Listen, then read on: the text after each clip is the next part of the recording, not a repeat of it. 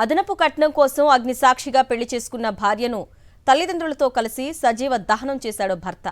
కన్న కొడుకు సోదరి కళ్లెదుటే ఈ దారుణానికి తెగబడ్డారు వారు.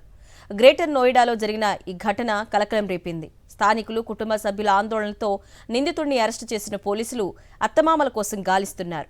అయితే కస్టడీలో ఉన్న నిందితుడు తప్పించుకునేందుకు యత్నించగా కాలిపై కాల్పులు జరిపి హాస్పిటల్కు తరలించారు పోలీసులు. గ్రేటర్ నోయిడాకు చెందిన నిక్కీ, ఆమె సోదరి కాంచన్ను అన్నదమ్ములకిచ్చి పెళ్లి చేశారు. పెళ్లి తర్వాత నిక్కీ భర్త విపిన్ భాటి తరచూ కట్నం కోసం వేధింపులకు గురిచేశాడు. దాంతో స్కార్పియో కారు, ఆ తర్వాత బుల్లెట్ మోటార్ సైకిల్ కొనిచ్చారు. అయినా అత్తింటి వారి కాసుల కక్కుర్తి తీరలేదు. 36 లక్షల కట్నం ఇవ్వాలంటూ వేధిస్తూ వస్తున్నారు. ఇటీవల నిక్కీ తండ్రి కొనుగోలు చేసిన మెర్సిడెస్ బెంచ్ కారుపై వారి కన్ను పడింది. ఆ కారు తమకే ఇవ్వాలంటూ కొంతకాలంగా వేధించసాగారు.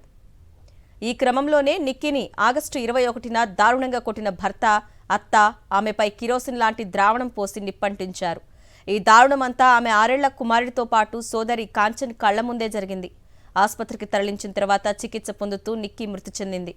నాన్న, నానమ్మ కలిసి అమ్మను తీవ్రంగా కొట్టారని, అనంతరం కింద పడేసి ఆమెపై ఏదో పోసి లైటర్తో నిప్పంటించారని 6 ఏళ్ల కొడుకు చెప్తున్న మాటలు ఇప్పుడు సోషల్ మీడియాలో వైరల్గా మారాయి.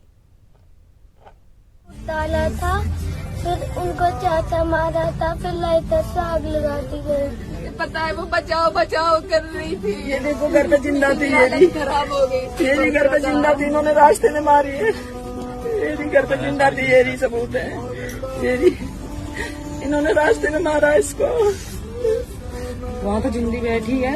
बचाओ बचाओ कर रही थी, ये भी बोल रही थी, जब बोल रही थी कर दिया, जो चाह रहा था इतने दिन से कह रहा था मारू।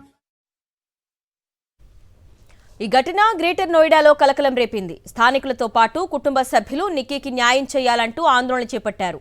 దీంతో నిక్కీ భర్త విపిన్ను అరెస్టు చేసిన పోలీసులు పరారీలో ఉన్న అత్తమామల కోసం గాలిస్తున్నారు. అయితే కస్టడీలో ఉన్న విపిన్ పారిపోయేందుకు యత్నించగా అతని కాళ్లపై కాల్చిన పోలీసులు చికిత్స నిమిత్తం ఆసుపత్రికి తరలించారు.